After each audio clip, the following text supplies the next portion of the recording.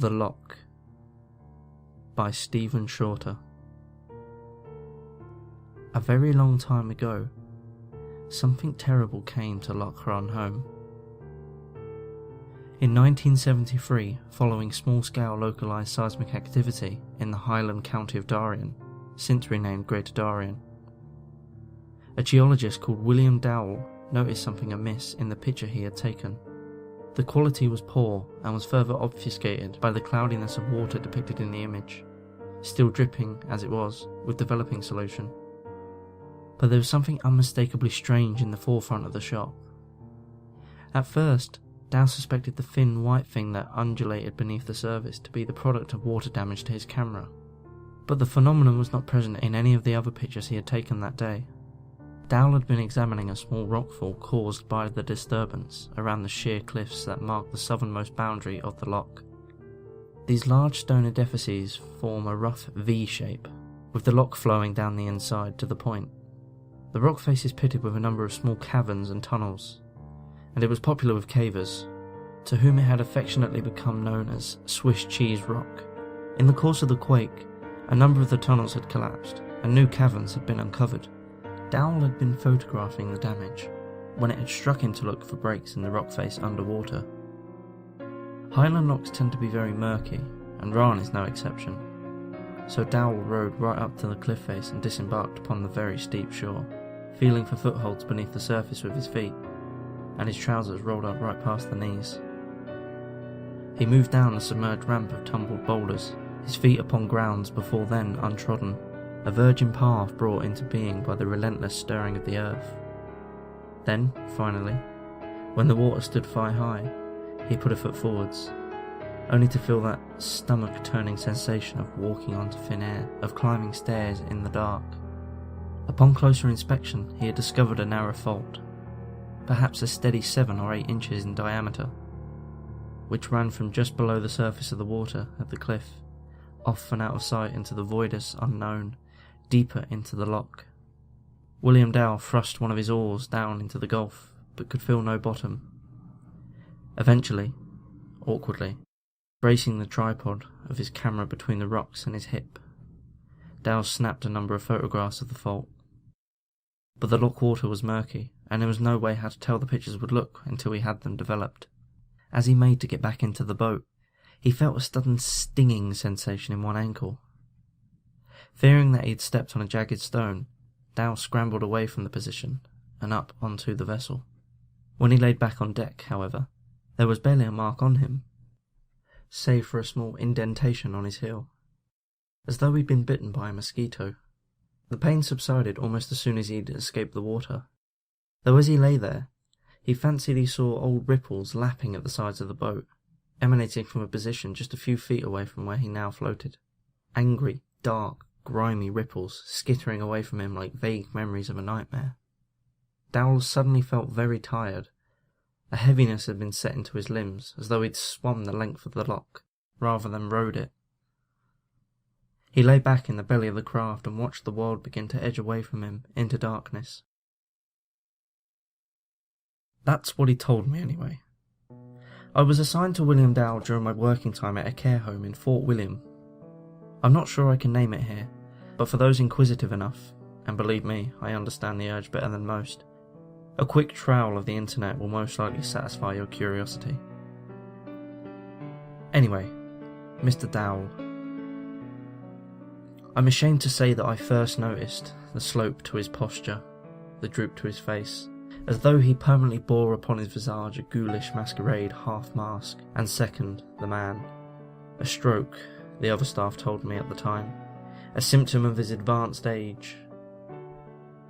Odd that this broad-shouldered fellow, barely 60, should suffer such a debilitating condition, I thought. Not unheard of, though reportedly he never smoked, and had never partaken in anything stronger than the occasional glass of wine.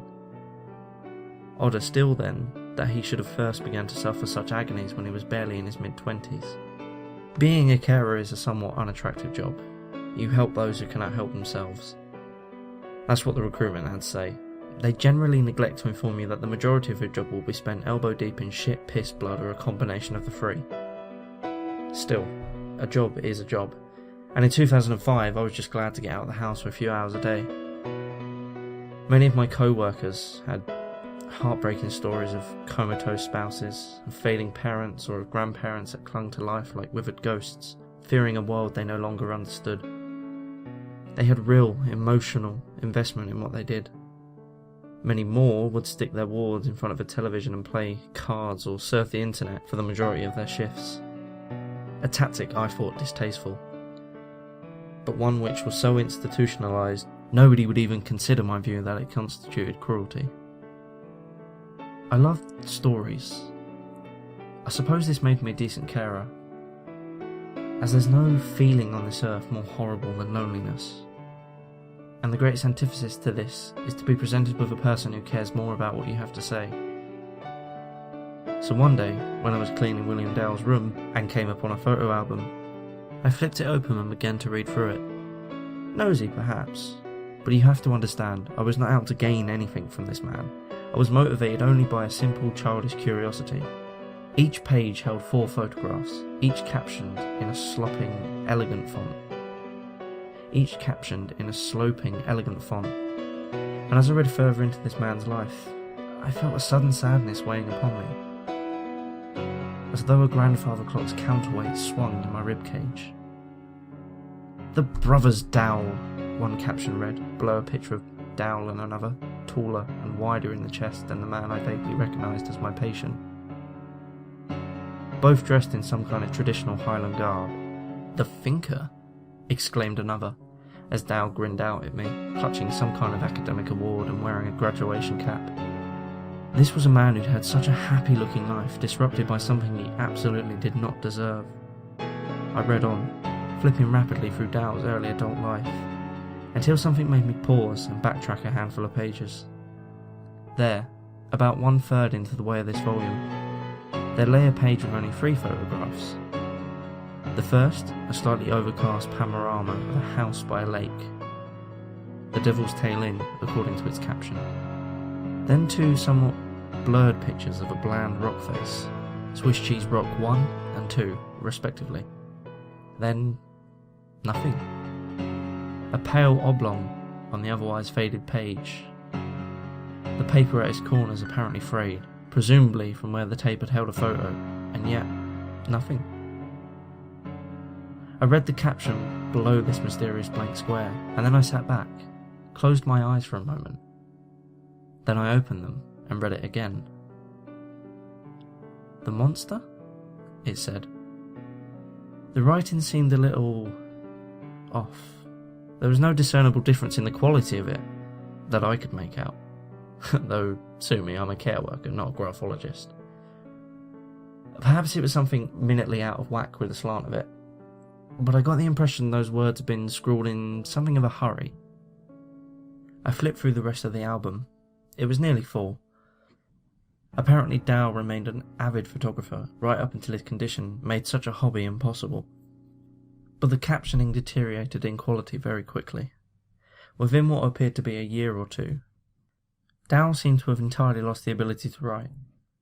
The final 2 or 3 captions were little more than smudged scrawls. I closed the book and set it down on my lap. For some reason, my heartbeat was unusually loud. I could hear the double-pounding rhythm of it in my ears. My brain seemed to echo that phrase in time with the beat. "The monster, the monster, the monster." Dowell was where I left him, sitting in an armchair in his room. The radio fizzed, and occasional murmurs from a distant news anchor warbled through its speaker. The old man made no indication he could hear or comprehend these events. I emerged from the cupboard with his album clutched to my chest, and caught a flicker of movement as his eyes darted to the big, leather-bound volume, and then went back to the bedspread. "Mr. Dowell?" I said. "I was just looking through some old books for something we could read together, and I found this." He did not reply. "It's a photo album, Mr. Dowell. It belongs to you, doesn't it?" Again, no response. I couldn't help but notice there's a picture missing.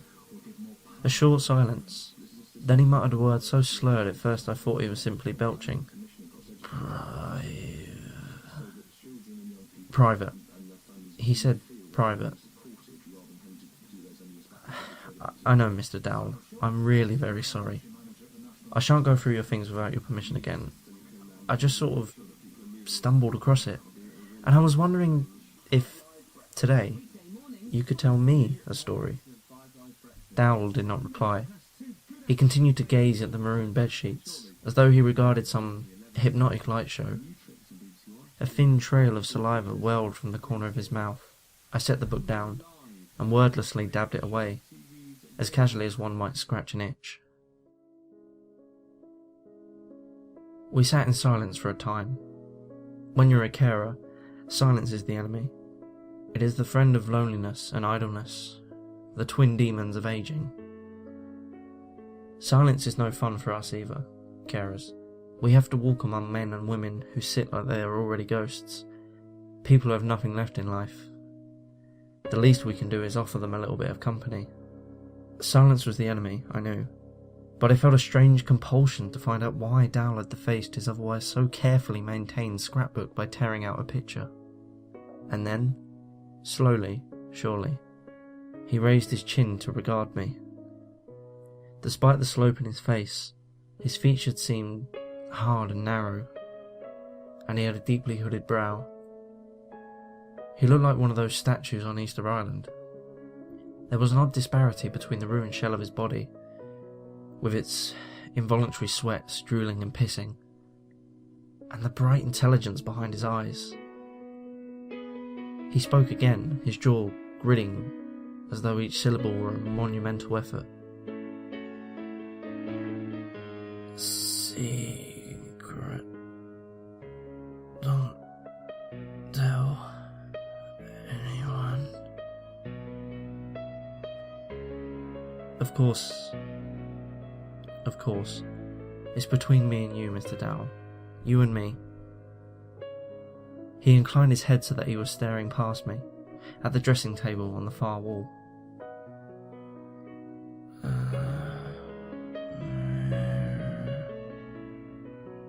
The mirror. I stared at it. My reflection regarded me with a cool indifference and dark-ringed eyes. I needed a shave, I mused. Dowell closed his eyes for a second or two, and then opened them, as though even blinking was slow to accrue by his failing body. He offered me no explanation, so I wandered over to the dresser. The mirror stood propped at an angle. I picked it up and eased it to the ground, half expecting a hidden safe or indentation in the wall. But the only secret it concealed was another few feet of faded ochre wallpaper. Then I turned the mirror itself over. Fuck me, it was a veritable shrine. Newspaper clippings, annotated maps, and what appeared to be cut out from books on everything from the Highland Lochs to deep-sea marine ecology. Folders and envelopes. The mirror must have been nearly as tall as me, and every inch of its corkboard underside was covered with drawing pins and information. There were pages on top of pages in the way that you sometimes see flyers plastered over one another in city streets. And atop it all was the missing picture. The monster in its blurry, yellowed glory. The photograph depicted the prow of some kind of small boat, casting its shadow over a brown-tinted body of water. A series of boulders broke the surface nearby, and the shot was framed at the top by the curve of a rock shoreline. But there was no mistaking the, perhaps unintentional, subject of the piece. Slightly offset from the centre, there was a long, pale object, apparently just below the surface. It appeared to disappear from view at both ends, down into the depths. This gave the impression that the strange, segmented, earthworm-like thing was much longer than it appeared, and it had been brought into view by its undulating movements as it honed in on the ripples created by the boat's passing. Distorted and decidedly inhuman, this weird, incomplete, poor-quality snapshot made me shudder involuntarily. At this, I heard a strange sound from behind. A kind of wet coughing. Fearing that William Dale was choking, I whirled round to face him. He was laughing, or as close to a normal chuckle as a heavily disabled man can get. I squinted at him and realised he was empathising with my instinctive revulsion at the creature. As though he'd read my mind, Dal met my eyes, flickered his gaze to the back of the mirror, and slightly hunched his shoulders, bringing the thick turtleneck he wore right up to his chin. I don't quite know why I developed such an interest in Dal's monster, but I do know it began then. As I dusted off those years of research on the back of that mirror, perhaps obsessions, like heirlooms, are passed down, not within a family, but from one person of certain kind of mindset to another. It was as though that man, that old amateur sleuth trapped within that hunched, dribbling shell of a body, had passed me the torch. And it was as, over the coming weeks, I began to make headway in catching up on what he knew, that I realised how important it was for me to use that torch to illuminate the darkness that had come to the Loch all those years ago. Did you know, for example, that in 1973, almost 100 cases of missing persons in the Darien County have been reported to the Highlands Police? 91 people in over 30 years might not seem like a lot, but remember that area around Rann is sparsely populated, and though beautiful, its remoteness tends to deter curious outsiders. I did a little number crunching and found a few more oddities. The majority of missing people in the UK are what's called high-risk individuals. The mentally ill, the disaffected youth, and the very young, that kind of thing. But this group of missing people, this fabled 91, is a diaspora of class, gender and age. The most high-profile disappearance to date happened in 1976, when Lord Arthur Darien, a 40-year-old local landowner, was adjuncting a boat race on the Loch. A winter fog set in very abruptly. He was last seen reaching for an oar which had fallen over the side of another man's boat. The papers were full of it for weeks, though most of the tabloids seemed convinced that he faked his own death to extract himself from the crippling debt which decimated Britain's aristocracy in the mid-20th century. There was no pattern, no rhyme or reason to it. Dozens of men, women and children went out onto the Loch Rann and were never seen again. Dowell appeared to have been trying to collect photographs and information about each of the missing, apparently by reaching out to the bereaved families, and these provided heartbreaking little tidbits of humanising information. Wanted to be a firefighter like his dad. Lost her husband in the war. Beloved father. You get the picture. Something had been hurting these people, these real people with real dreams and real hopes, and ambitions and memories, for at least 30 years, and nobody cared. I felt angry just writing about it. Nobody cared about these lives destroyed by the monster of Loch Rann. And what of William Dowell himself? A man who had worked tirelessly. The final years of his body allowed him mobility to reach out to others hurt or bereaved by this strange entity. Among the documents on the back of that mirror, he tacked studies regarding the debilitating effects of venoms found in certain species of invertebrates. I now had no doubt that a thing in the Loch had done this, had forced this condition upon him. A good man had suffered for nothing, suffered in silence, and nobody would ever know.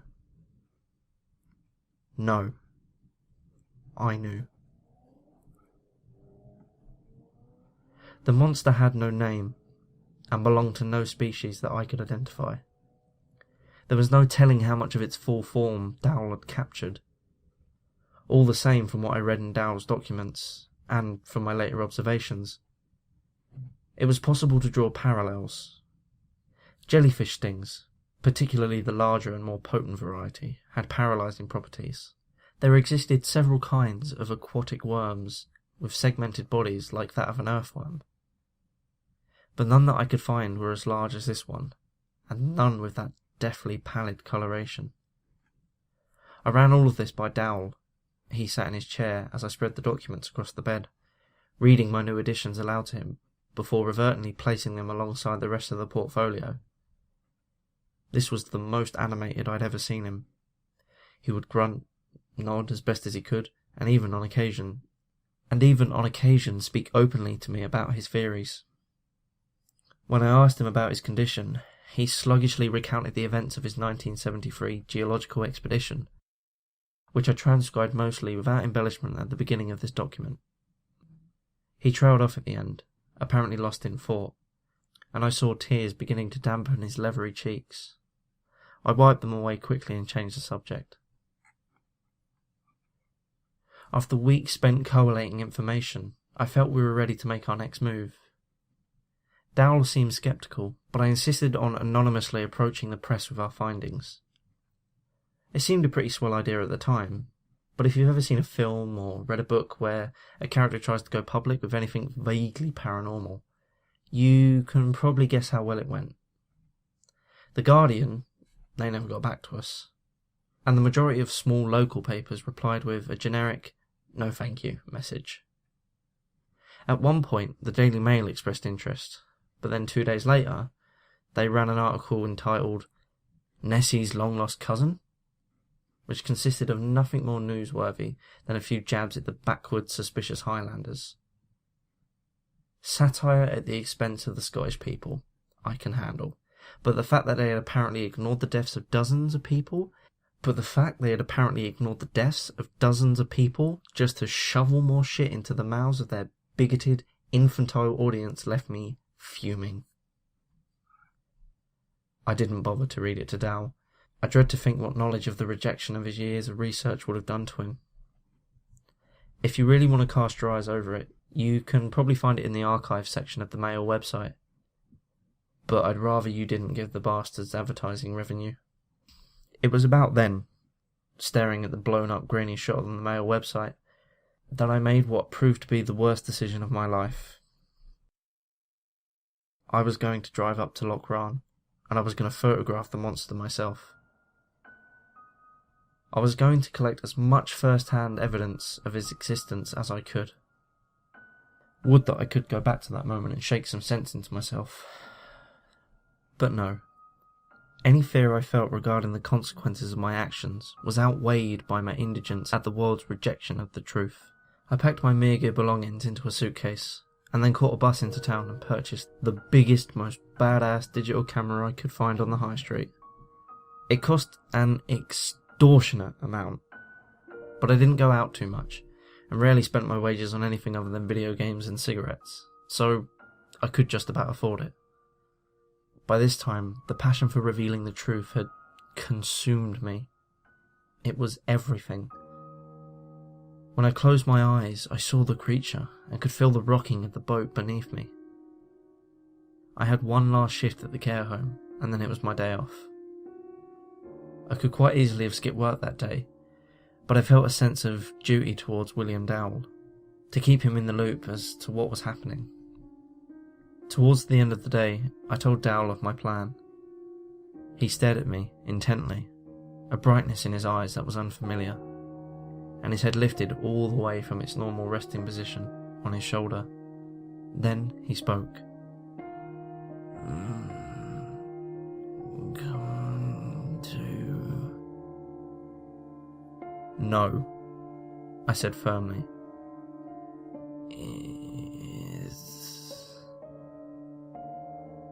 How the hell am I going to bring you with me, William? Thou... He grunted. I recalled that he disliked being referred to by his forename, and I felt a sudden flash of embarrassment. I'd been entrusted with this man's well-being, and, as dangerous as my intentions were, could I rightly leave him here alone? Physically, he would be safer, but he'd spent half his life searching for closure. Did I not have a duty to that too?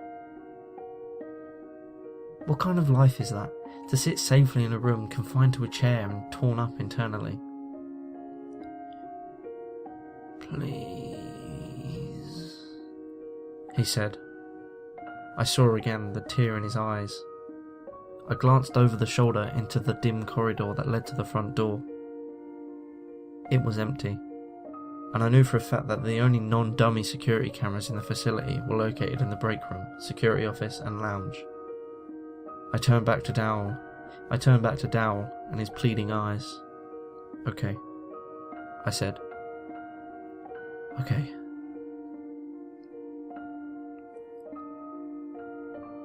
So it came to pass that I set off on the road to Darien County, William Dowell in the back seat of my car, watching the glossy rain-slick highland landscape slipping past outside. As the sun descended, we rounded a thick copse, and there it was, like a weeping open wound in the highlands. Loch shone a copper red beneath the sunset. I glanced over at Dowell, but his expression was impossible to read. The village of Darien seemed to have fallen into severe decay since the photographs in Dowell's albums were taken. Close to the waterfront, otherwise picturesque cottages and little shops were dark, and their windows and doors were stitched shut by faded wood boards. Hills loomed above the little town like enormous frozen waves, woodland and scrub forming the foam of a poised breaker, ready to sweep Darien and its unpleasant memories into the damned Loch, which had spawned them. Everything was still and quiet. Not even a curtain twitched as we arrived. The only car on the road that evening, by the looks of things. Even the streams and waterways which ran into the Loch wrapped slender green arms around the immediate extremities of Darien were dry and scabbed over with scum and weeds. We saw no one except the balding night clerk at the Devil's Tail Inn. When I asked whether I might swap rooms with a guest on the ground floor given my companion's wheelchair-bound predicament, he simply chuckled and asked which one we'd like. I presumed, then, that we were the only guests at the Devil's Tail Inn, given that it was the only bed and breakfast in town. I can therefore assume that meant we were the only out-of-towners in the area. Though this gave us a little flexibility regarding the hiring of rooms and finding a boat that might take us out into the Bran. It also made us incredibly easy to find. I wondered if Dowell had been reported missing yet, as though echoing my thoughts. Dowell inclined his head towards a small pamphlet blue-tacked in the lobby, advertising a boat hire firm. By then, it was far too late to call, but I stuck the ad in my pocket, and Dowell and I retreated to our room. We would rise early and collect our proof from those dark waters. I eased Dowell out of his chair and into bed. I don't know if it was the dim lighting of the bedroom lamp, but he suddenly looked unhealthily pale, and the lines upon his familiar bulldog face seemed more defined. He suddenly looked very old and frail, and I lay awake the entire night, in the next bed, wondering if I'd done the right thing by bringing him out of home. Dowell slept deeply and fitfully, occasionally shifting his weight onto his back or his side. The slurring incomprehensible, words as he dreamed reached their fever pitch. Haggard and unshaven, I rose at 7 and gently shook Dowell awake. He blinked at me as though surprised, and then he spoke. "I was dreaming." "What were you dreaming about?" I asked. He paused and furrowed his brow, but then his expression brightened, and I saw the corner of his mouth peak in his sad imitation of a grin. "I was swimming," he told me, "and then I was flying."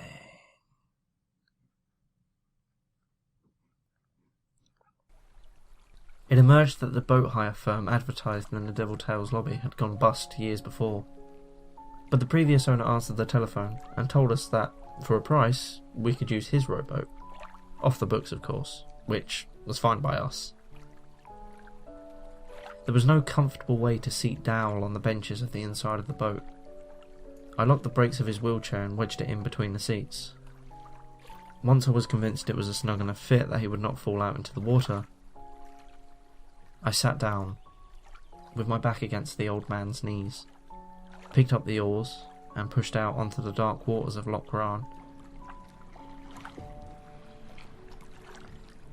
The sky was overcast, with clouds looking like folded metal, but the rain was not forthcoming, and the water was still and placid around us. Our little craft barely cast a ripple as it slipped like a dagger through the gloom. Behind us lay the lonely nights of Darien, blinking awake, and the Swiss cheese cliffs rose up, jagged and unfriendly ahead of us. Trees rustled on the bank, as though jostling for a better view. I froze suddenly. Had the boat just rocked minutely out of sync with my rowing?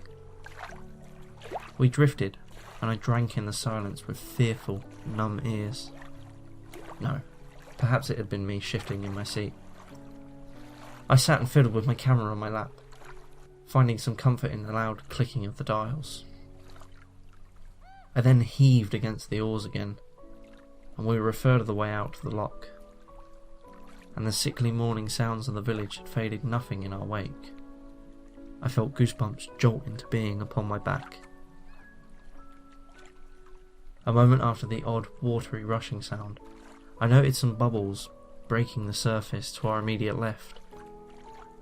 For whatever reason, perhaps some sudden protective urge regarding my charge, I glanced up at Dow.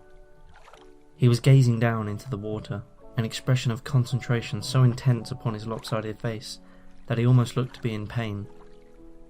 A small sheen of saliva clung to the corner of his mouth, and, out of habit, I pivoted around, pulling my handkerchief out to clean him up. Even as I did so, Dow's eyes met mine in a sudden panicked flash, and he cried out a warning. I whirled around, but too late. The left oar, which I had thoughtlessly released, had tumbled over the side of the boat. More alarmingly, however, was that the camera strap had become tangled around the handle during my fiddling. This too went over, and as I grabbed for it, something hit the bottom of the boat with a loud crack. The whole craft jerked sharply to one side. I tripped and fell towards the edge, my stomach knotting in the way that yours does when you stumble on the stairs at night. And then suddenly, everything was cold and wet, and water surged to invade my mouth, my eyes, my nose. Every sense I had hit by the dark loch as I sank, flailing desperately beneath the surface. I must have passed out for a moment, because I was suddenly choking, with the pale dawn light of a distant memory hanging above me. My limbs stiff and brittle with the cold, I attempted to kick my way upwards, but my movements were slow. I felt as though my boots and jeans were dragging me down. My lungs were burning, and I twisted about trying to get my bearings again. And then I saw it. The monster of Loch. It flitted on the edges of my vision, coiling in and out of the dark distance, seeming impossibly long. I knew not which end I saw, or even which direction it was going, but it must have been 20 or more foot in length, like a white translucent rope being dragged through the water at an unnatural speed. It curled away from me, out of sight again. I began to swim for my life, my chest like it was on fire, my eyes stang with indescribable pain, both arms and legs as though were made of wood, but I swam all the same. It came at me again from the right, looming out of the darkness and coiling with its surprisingly slender body, like a hook.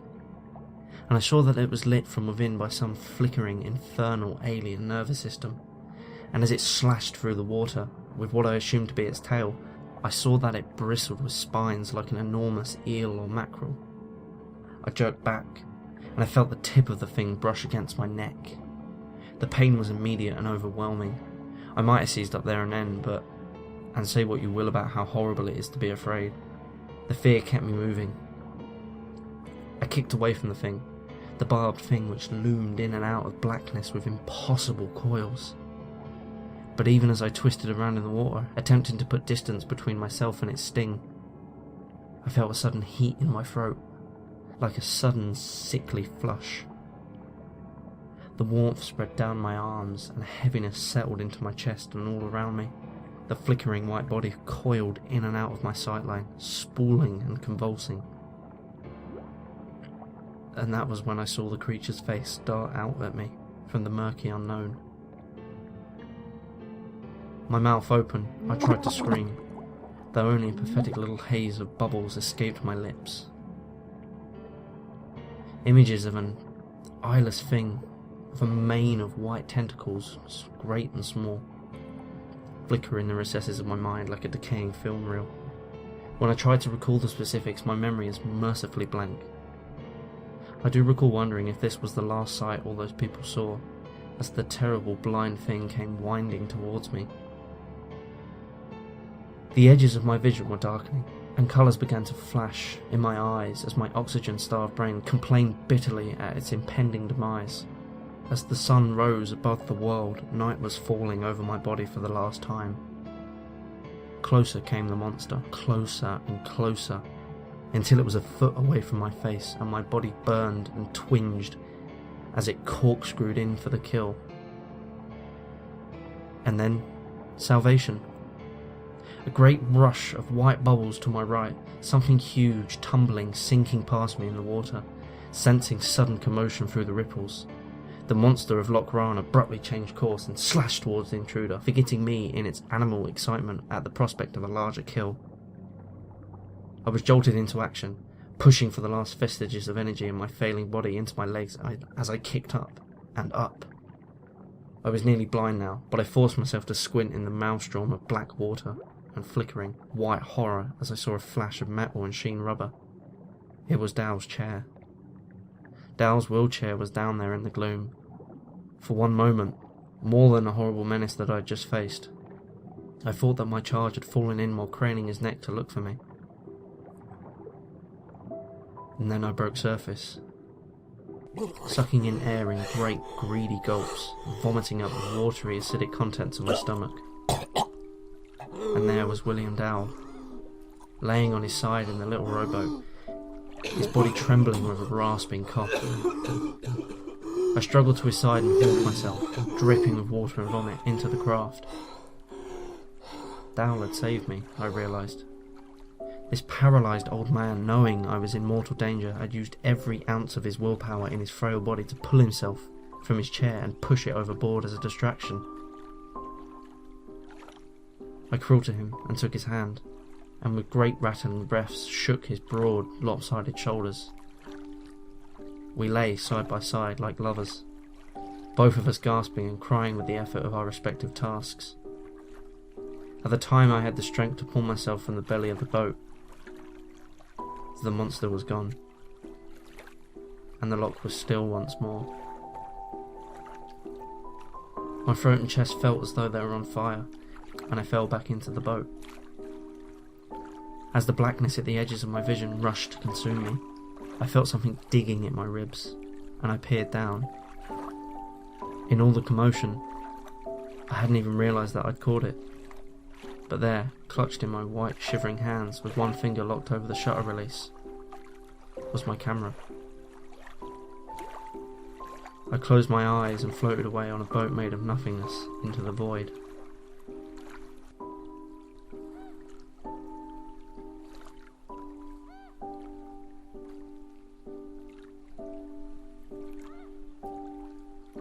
The room in which I awoke was cramped, with plastic sheeting draped over everything. It smelled very strongly of ammonia.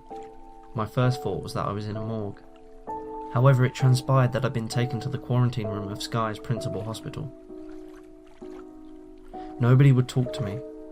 Doctors averted their eyes and nurses would silently change the dressings on my neck and shoulder, and then hurry from the room. I couldn't really walk further than the ensuite bathroom, and even that was a real effort. The rain tapped on the single, tiny window above my bed. After a couple of days, a police detective arrived. A gruff Glaswegian, but he was not unkind or unfair to me. Once the interview was concluded, he gave me some chocolate and letters that my family had asked him to deliver. As he turned to go, I blurted out, Where's William Dowell?" The policeman regarded me with his small, watery grey eyes. "Dowell's dead, lad," he said. "Pneumonia. A few days after we fished you two out the loch." I waited until he left, and then I cried until the sun rose, and gulls began to soar past my window. Eventually, I managed to get someone higher up in the hospital and demanded a radio, which was reluctantly provided. But in the weeks that I've been here, I've not heard a single mention of Loch or William Dowell. Later, I got a letter from my family lawyer informing me that while the police were not charging me with anything, they had placed a gag order on me, forbidding me with access to the internet or a telephone. As a little addendum at the bottom of the page, he told me that William Dowell had left a few articles in his will, among which was the entire body of his research, together with a small Smith Cornea typewriter, which I was allowed in the hospital, in lieu of my laptop. It is the very machine upon which I am compiling this story for your attentions, actually. My camera was gone by the time I awoke from my coma, and I have not heard mention of it since. However, my father wrote to me recently passing on information from an uncle who lives a few miles from Darien. Apparently, some kind of accident involving a speedboat and a fuel leak resulted in an explosion on the Rann. The police were in the process of draining the Loch so as to investigate this mysterious boating accident. Did I prompt that? Did something on my confiscated camera prompt them to dredge those murky depths? 2 days ago, the BBC ran a programme about natural wonders in Scotland. Loch Rann's Swiss cheese rock came up in passing, with a presenter lamenting the fact that the recent explosion had, and I quote, damaged it severely, but that the underground waterways that the blast unearthed are a geological marvel. I went cold and turned up the radio. The presenters were talking about a popular theory of all the Scottish major lochs were joined by a vast network of subterranean rivers. One of them mentioned in the many Highland homes still source their waterways from lochs, or combination of lochs and local waterways. Yesterday, a houseboat capsized in a canal near Fort William, and the elderly couple who occupied it drowned in the shallow water. Yesterday, a 20-year-old man apparently suffered a fatal heart attack while fishing near Oban, miles south of Fort William. Yesterday, people went missing in the rivers near Inverbay and Aberfoyle. And today, several public primary school children drowned alongside their teacher at a public swimming pool in Glasgow. The surviving infants, sobbing, told the investigators they had been attacked by a scary fish. Police were examining a mysteriously damaged filter pipe in the pool, last I heard. I was reading up on some more of Dowell's notes last night, and I hit upon a few new developments. Did you know that certain marine animals, namely specific types of jellyfish, can practically live forever? They just keep regenerating their cells at a breakneck rate. And the only price for their immortality? They can never stop feeding. Further back in the records on Darien County, the original village of Darien was burned to the ground in the 1600s after the unexplained deaths of a number of fishermen were attributed to a plague in the region. And it further goes on, the Swiss cheese appearance of the cliffs of Rann. It's not a natural geological phenomenon. It is believed to have been formed by a small meteor shower. A Roman officer named Caius Lucinicus, who commanded the garrison at the Anatane Wall, far to the north of the more famous Hadrian's Wall, is reported to have seen bright lights in the sky, followed thereafter by a week-long storm, and ridden out to investigate, never to return. What is the monster of Rann? What is the monster of Rann? What is the monster of Rann? My fingers are stiffening.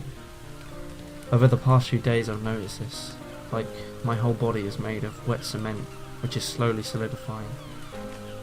Pushing the keys on the typewriter becomes harder and harder, and I have to take more frequent breaks. I find myself staring out of the window as the radio burbles on about another drowning in Cumbria. There are birds soaring outside, and the rain is tapping gently on the glass.